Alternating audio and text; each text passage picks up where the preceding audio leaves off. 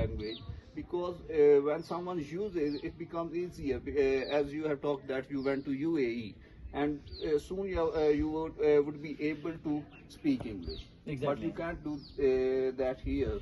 The reason is when you use that language practically, it becomes easier for you. Easier for you. So similarly, if you have to learn this language, you should listen and watch the videos where people are using this language practically in their day-to-day activities. And that would be great. Sir is saying that if you want to improve your English, or students, those they are watching us, they should think all about first they should have communication skills. They can make communication skills by watching the videos and practically implementing the words. There is no doubt that tenses are also very important. Later on we will discuss about tenses, but parts of speech are very important. Either you have knowledge about what are noun, what are the pronouns, and what are the conjunctions, interjunctions. These kind of things help you for the basic stage. Once you have the knowledge of these kind of stuffs, then you can easily talk with others, because you have the knowledge how to make a sentence at least. Yeah. How to make a sentence, and then you can deliver.